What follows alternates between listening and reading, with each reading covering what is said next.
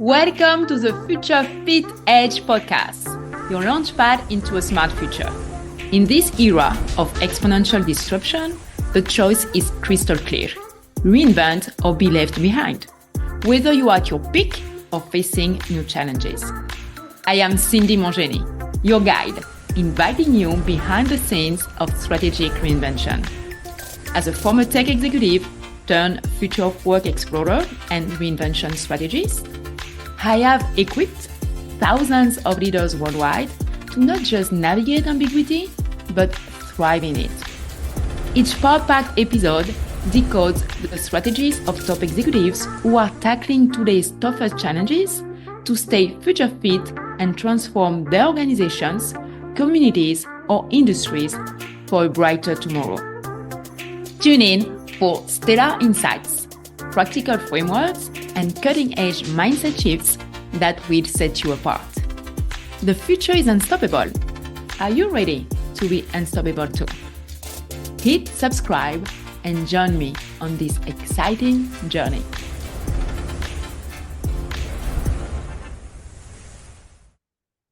Welcome, friends, to a new episode of the Future Fit Edge podcast, the podcast where we meet with senior executives to discover their insight, their secrets on how they are leading transformational initiatives within their communities, organizations, or industry. So all of us, we can stay future fit and co-create a future where everyone thrives. Today, our esteemed guest is Mari Carrasquillo. She's a senior marketing executive with more than 25 years of experience in international and domestic markets. She's a people advocate, a brand builder, and a digital advisor with experiences in different industries like tech industry, working on brand strategy for HP or CPG or consumer appliances, and now as a VP of marketing for Costa Farms, the leading company in the plant industry. So welcome, Mari, and thanks a lot for taking the time to chat with us today. Thank you for having me today, and thank you for the invitation. I'm super humbled to be here today with you, Cindy. You're welcome. So let's dive into the topic, because one of the keys to stay future fit is to be able to identify future trends so we are not going to stay behind. So I would love to get your insights on what are the emerging technologies that you are most excited about in their potential transformational impact for the plant industry in the next years. So one of the biggest technologies right now that we are using, actually, starting to using, it's of course, AI. Everybody's talking about AI, of course, in different aspects. But for us, specifically in our industry, has been a tremendous tool to help us to create more information that helps our content team, right? To syndicate information to many different channels. So that's number one. The second one, the AI is also helping us with some of the creation of our photographies and videos. And it's interesting, I just came from a cultivate show, which is one of the most important shows in the horticulture industry. And they were sharing with us the trends for 2025. And one of the trends of the 2025 is about curiosity and imagination, right? So the consumers are looking for those perfect places, right? And sometimes it could sound contradictory, right? Because you don't want to deceive a consumer, right? On how your plants looks versus the reality. But people really, really enjoy to see those beautiful places when they can feel peace and they can relax a little bit. And of course, plants has a lot to do with that. So when I talked about using AI, etc., it's help us to enhance environments where we place our plants. And at the same time, it helping us with our budgets, because sometimes you don't have all the time budgets to invest in locations, etc. But it enhanced definitely the way that our plants look and improve the decoration. So that definitely AI is one of the things, and I know that has been around AI for a longer time, but in the horticulture actually is when we are starting to use it more. The other technology that has been around for some other industries has been the augmented reality, right? And that's something that we are actually trying to test for 2025. The same way that you are trying a clothing with you, right, through an app. Yes. Or a website, and without having the product with you or the piece with you, we're trying to do exactly the same with plants. So people can visualize, right? How if I buy these annual and perennials, beautiful blooming plants, how they're gonna look into my bedding garden. So imagine you going into our site and looking at our site, and suddenly you say, oh, I love this combination of these three plants. Let me put it on my backyard. So you take a picture, upload it, and then you start designing your site. So I think that for us, I know that for other people in other industry, they sound, oh, but that we've been doing that for a while. But for horticulture, especially industry, this is something that we're trying now new. And we believe that we can revolutionize a little bit more of how the consumer could buy in the future this particular category through internet. I love it. I love it. And what I love about what you are sharing is how technology like AI, augmented reality, it's all about like the customer experience. Correct. Yes. Because at the end, this is why we exist, right? We exist to fulfill a need in the market. So this leads me to ask you, as a digital advisor, not so much in the future, like, yes, in the future, like trends, but what have you seen already happening in terms of changes in consumer behavior related to e-commerce in the horticulture industry? What are like the changes that you are seeing, and you think that this will keep going on? Yes, so definitely it's important to understand that this category has been one of the late category entering into the heavy space of e-commerce, right? Like you have a lot of, like fashion, and you have skincare and shoes and books, and all of those started very early in the 2000s. The plants, ironically, it's not the first time that we are shipping plants, which is different, because in the 90s and the 80s, people used to buy plants using a catalog. And this is interesting because I am having conversation with people from Better Home and Garden, etc., that say, we ship plants all of our lives, but we didn't order plants online, which is completely different, like shipping it from the catalog, right? So the experience on the website and making sure that you are definitely offering the right information that the consumer is looking, right? Because sometimes the consumer that you have in online, it's a consumer that are not necessarily too much savvy or knowledgeable in the category. Although we have the hobbyists, what we call it, our plant enthusiast people that they shop everywhere, we have a lot of people that they are actually experiencing now online. They say, hey, if I'm buying this product, let me try a plant. Why not? Right? So for us, it's critical, right? That we offer the best shipping pack option, the best experience for that consumer, so they could be in the future another repeated customer for us. And this is important because when we talk about behaviors, that what we see is that people, when they buy plants online, they're more demanding when they buy plants at the brick and mortar. And I say brick and mortar, the retailer or your traditional garden center. Why? Because they know that the plants in the garden center, they're there for a couple of weeks, etc. So sometimes you can see people say, oh, I'm rescuing a plant. Look at it. It's a little bit, yellow, but I'm going to buy it. I'm going to rescue the plant. In online, it's different. Why? Because they know that if you are selling online, it's because you're bringing that product fresh from the farm to their doorstep or to their house, which is their standard are more higher compared when they buy the product in the garden center. So that is something that is sometimes different when you look into our category versus other categories. Because if I'm going to buy a shoe, I'm going to buy a shoe in, I don't know, in any of the retailers, and I'm going to buy online, my expectation for the shoe is the same, right? In the plant area and space is a little bit different. And for example, there are some categories like blooming category, which you have plants like hibiscus and mandevillas, that usually you buy those plants all full of flowers at your garden center.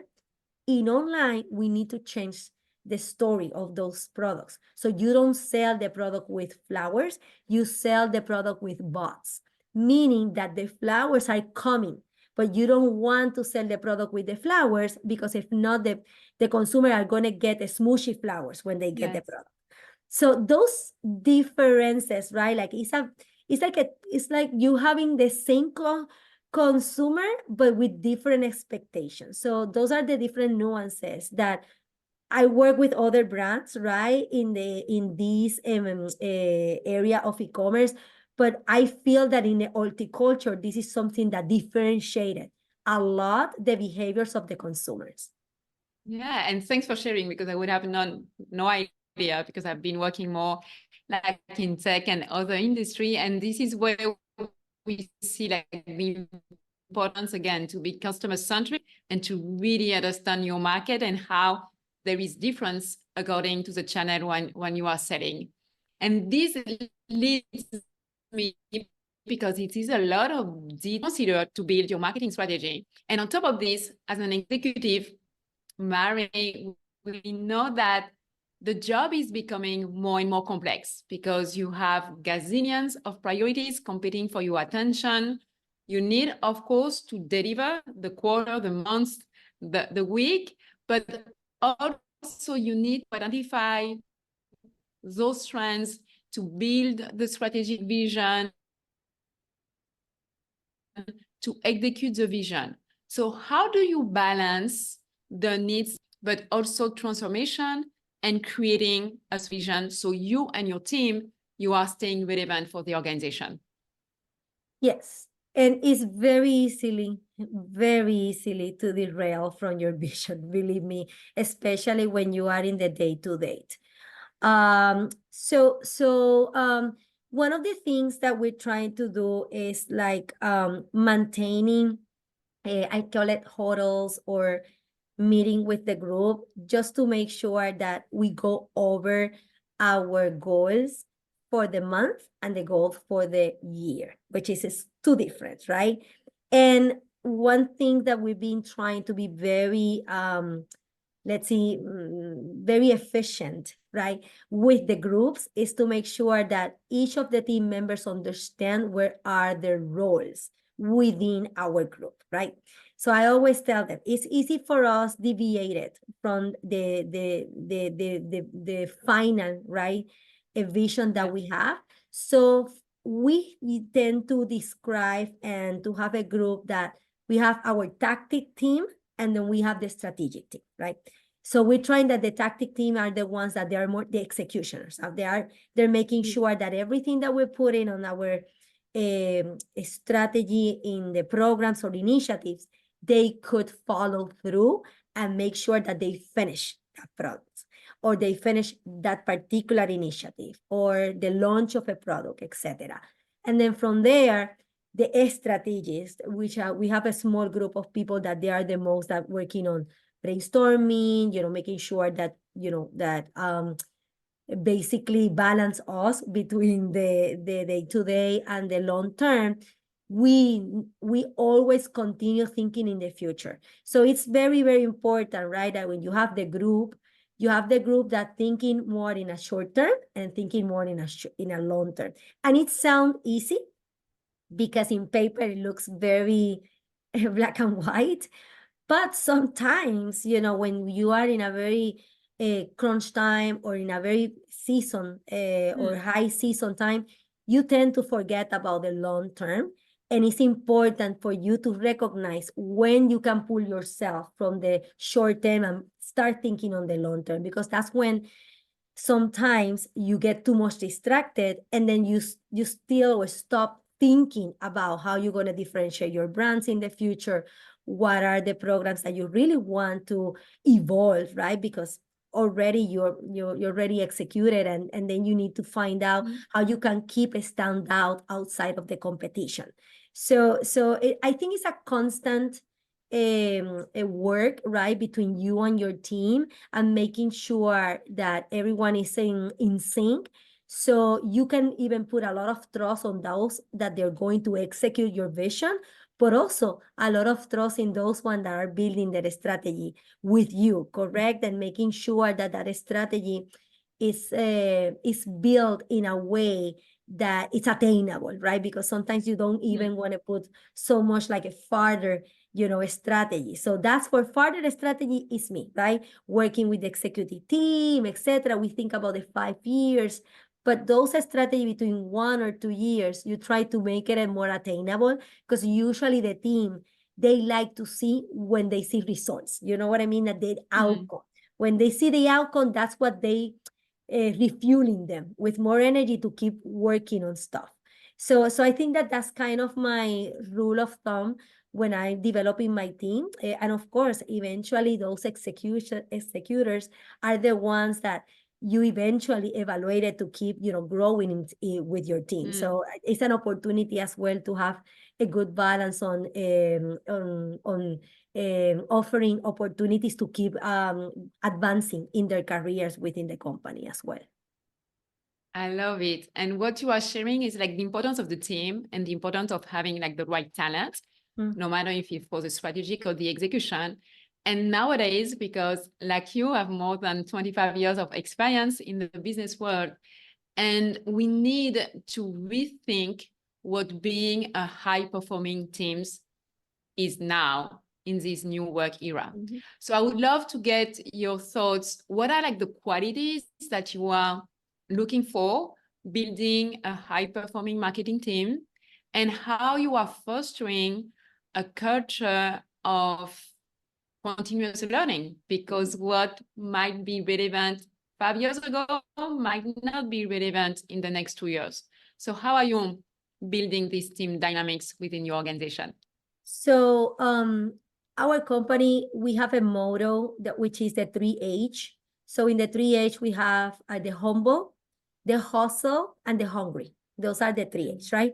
So we try every time that we hire a team member for any of our teams, we try to look, it's difficult sometimes in the interview, we try to see what of those 3A's you can find in your candidates, right? As soon as you have the team, those 3 kind of need to leave. But for me, the most important, the 3 are important, but there is one that is very important, which is the humble.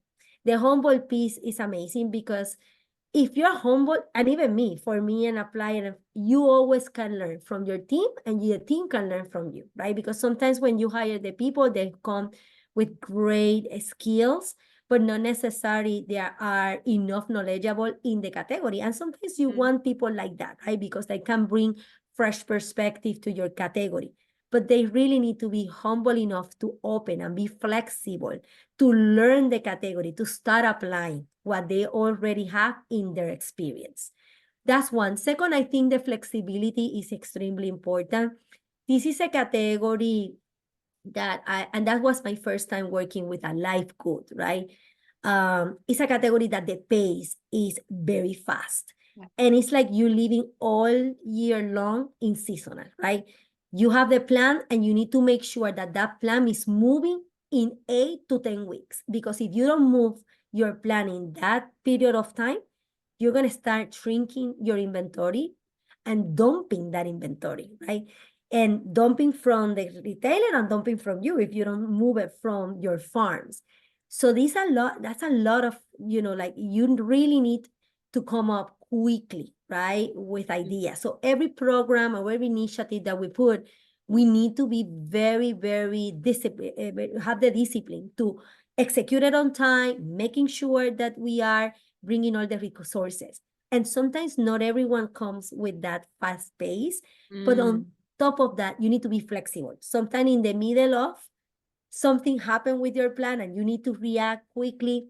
You want people that can feel comfortable with those changes and, and at the end of the day, it's not about that the correct or not the correct or a mistake or no, but making sure that they have the agility to think quickly on how to solve situations. So that humbleness, flexibility, and agility, I think that those are key characteristics, right, for that team members. And the last one, and I always say it, and it sounds like a cliche, you really need to have people that likes to work together, right? One of the things that has changed from the past is that you don't work alone. Individual contributors are still existed, and I have a highly respect for them. But in some instances, marketing right now is very highly collaborative. So that means that you really, really need to have a group of people that they need to, to find ways to get along well, to collaborate, to support them, to teach from each other, and to respect, right, different opinions, because I don't want a group that they have same opinions. I always say it. If you don't agree on something, even if I say something and you believe, say it. There's always very respectful ways to say, right, stuff. And you need the communication. So that's my fifth one, communication. So I want people that they can know how to communicate, right? Like they can listening, but then also talk and compenetrate with the group. Awesome. So humble, flexible, agile, Agility, collaboration, and communication. And communication. Correct. Good. And some things you mentioned that is true, like you are really in a fast-paced industry because the life of a plant is short. They don't have eternal life. But also in the business world, in general, we are in a fast-paced world. Oh, yes. Where everything at this moment is being disruptive, from entry role to senior executives. So let's go back to the trend. And what are the future trends or challenges do you anticipate that will have a deep impact on your role as an executive? Oh, yes. I think definitely we're moving to an era of technology, 100% of technology, right? Like before, I think that you could pass technology, but I don't think so. That whoever thought that it can survive technology, it's wrong, right? I believe that in the future, our positions are going to be a lot of heavy influenced by Martech, especially in marketing, right? Because and you probably 20 years ago, you never thought about like, oh, IT with marketing, why, right? But I think that after these past 2 decades, that we have so much advances in terms of digital, social, e-commerce, even the communication with consumer marketing. Like you have the chat boys, now you have everything is around technology. So I think that one of the biggest challenges that we have as a head of marketing on e-commerce is that we really need to keep ourselves very well versed on all of this, because at the end of the day, this is what it's going to be transforming as well the way that we're working with our teams, right? Everything now is more automation. Everything is, you're doing less manual things.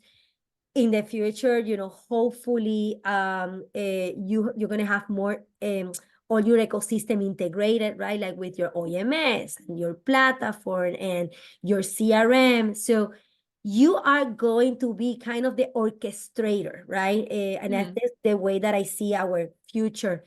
You're going to be the orchestrator. It's not that I'm going to be, or any executive is going to start typing. It's not that. But if you don't know the benefit that each of these technologies, software provide to your group, even from inside to improving the way of the integrity of the information that you manage for marketing, it's very difficult. It's very, very difficult to lead a group that eventually they're going to be working in all of these technologies. So I think that the evolution of the technology is inevitable at this moment. And we need to maintain ourselves, very well knowledgeable in how are we going to use the technology in a wiser way, right? To optimize the businesses, to grow the businesses, right? Because right now, grow in e-commerce is not about your strategy only on a paper. It's all about on how you are going to maneuver, right? The acquisition of the same consumers, like and it's not about investment either, right? So I think that that's the biggest trend for all of us, and it's not a trend; it's already here. But because technology evolved so fast, I felt that every time that I'm certifying myself in something coming new in 3 months, right? So I think that we are gonna be the doctors of the future. Remember when we say, "Oh, I don't study doctor because they need to study all the time and they have this continued education, etc." I believe that marketing now is like that. It's impossible to manage Amazon if you don't keep yourself with Amazon certification. Same thing with Google, same thing with Meta. It's if you don't have that knowledge, it's impossible for you to find out ways to keep growing your businesses.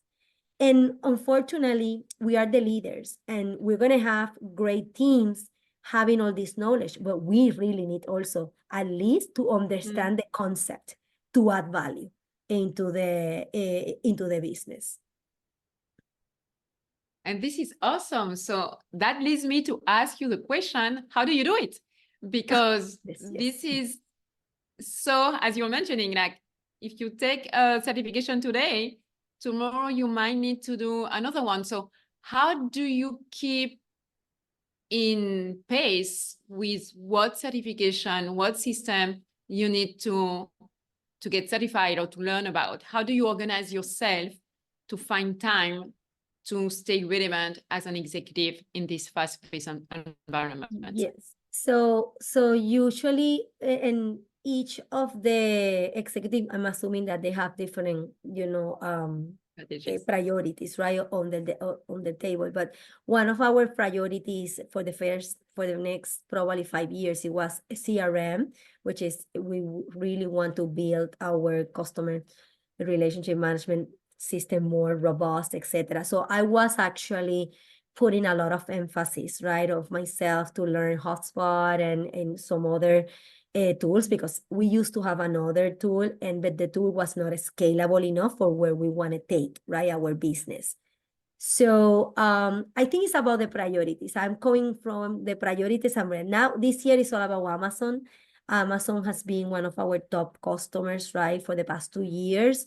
And even though that I have a group of Amazon taking certifications of advertising and search and pricing, etc., I was looking to certify myself more on the Amazon connectivity with OMS, right? And all the plugs and APIs that we can have for digital asset management and also for product information management tools. Because one of the things that my team were suffering the most, it was how fast they can upload information into Amazon in a way that is not so much manual. So I spent few times, and few certifications, learning how we can do that. And again, I think everything starts from your priorities.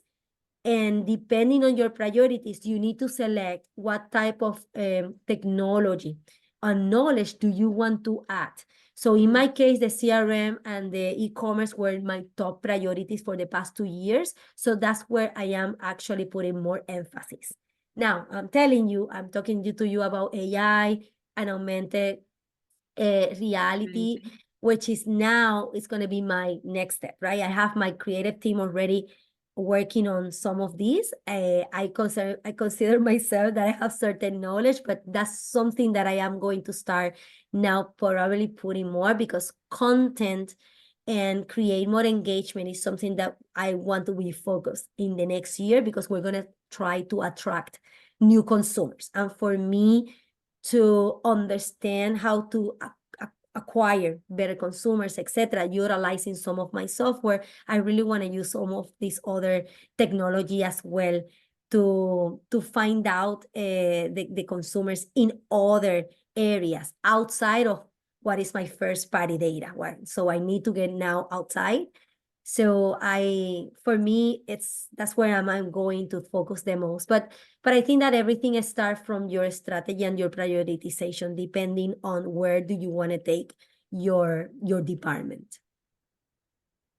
Awesome, love it. So the vision, the strategies, the priorities to define your focus. So we're coming almost to an end to our time together, Mari. So I'm just going to do a recap and thanks for sharing your insight on the emerging technologies. So AI, augmented reality, the importance of understanding the difference on the consumer behavior online and at brick and mortar, to understand how to make the most of delivering the day-to-day and also building the long-term vision, your key qualities for high-performing team, and also the impact of your role as an executive and how to be sure that you are staying relevant. And we talk a lot about trends, technology, the consumer, and this is normal because this is what is a new world. But one of the tendencies that we might lose in this tech-driven world is a human touch. Mm-hmm. So to close our time together, I want to move from Mari, the executive, to get to know Mari a bit more, but not like too much. But let's do like a quick fireside chat and tell me, for example, between paper books and ebooks, what is your preference? I still like the print books. I like, yeah. Ebooks? The ebooks, yes. Okay. To learn between books and podcasts? With my time limited, podcast is definitely one of the best options. Awesome. Well, one of the best advice you have ever received? I have a boss, actually. This was when I was in Whirlpool, in 2003, 2004. She always said that she was my director at that time, and I was actually I was an associate manager, not even a manager at that time.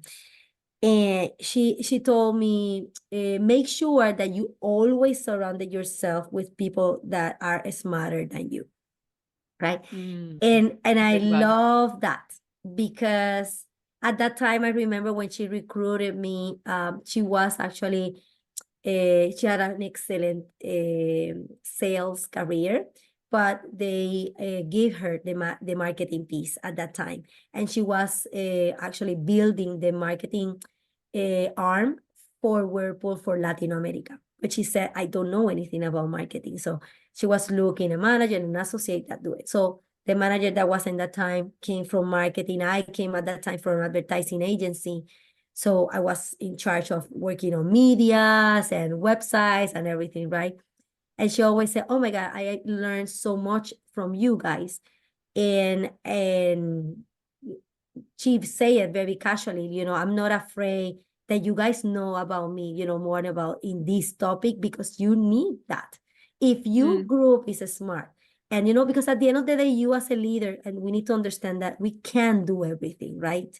So you really need to trust in your team and making sure that your team do their job well. At the end of the day, that will speak for your team member and then for the department, the entire department. So I think that was clever, because it's not about like, feeling threat by anyone. It's just about finding how can each of the people bring something to the table. Yes, I love it. Embrace that. Mm-hmm. So true. What is your favorite comfort food? Oh, I love pizza. Yeah, I like pizza. And French fries. Pizza. Those two. Yeah. And if you could have the opportunity to have lunch or coffee with a famous person who is alive today, who will be this person? With the famous person alive today. You know what, that's interesting. But probably I will talk with someone like Margaret Thatcher, like that, like understanding, Yeah, but she's no longer alive. Okay, no, she's not gonna like, that's true. That's my So goodness. you got maybe Angela Merkel, who's the one that was leading Germany for a long time. Yeah, Angela? probably. But Angela? if not, I would like to talk to Malala, like the little girl that she had, Yeah. the situation, right? When she, the violence situation for the country. I think that actually, the other day I was checking a book about the biography of her, and I have it over there to see if I can read it on my because she's on no my longer a little girl. vacation. When this happened, she was like 14, but now Oh yeah, she's she was a very, teenager. Now she's she's a young a woman, and young adult. And and what I really like it is like, I believe that we have a long run for women still in leadership, right? Even though that I feel blessed enough, like I've been having a lot of opportunities from all of the companies that I work. But I think understand how the young woman's brain works right now, and what are the ambition, especially after passing such a traumatic situation. I agree. I think I would love to hear from her, right? Because sometimes our problems are very minimal, and we tend to drown in a very simple thing, and understand how she found that balance, right, to continue, and the resilience to continue with her life, and speak about her story and turn it down into something positive for her, right? It's very commendable. Yeah, she's also part of my list of people I would love to meet. And you are already like super powerful, Mari, but if you could have a superpower, what power would it be? Teleporter. I would like to move to places quickly. Awesome. Good. And the last one, because there is a lot of things to do, what would you do with 1 additional hour in a day? I will definitely do probably more workout. I wish I can do, something that I feel good about it, like more, I don't know, running or doing my Pilates. Yes, definitely. Awesome. So thank you very much, Mari, for the opportunity to know you as an executive, and also to know you more on a personal level. Thanks a lot for your time, again, to share your insight on how you are leading transformation in your current organization, which is a leader in the horticulture sector. And also, thanks to our friends for listening. I hope you enjoy this conversation. Please remember to like, to subscribe, and to share. And also remember that the future is unstoppable. So can you and your organization be? So let's together unleash the power of possibility today, so we can co-create a future where everyone thrives. And see you soon for the next episode of the Future Fit Edge podcast. Thanks for joining us on this episode of the Future Fit Edge podcast. To keep the conversation going, follow me on LinkedIn and subscribe to my newsletter.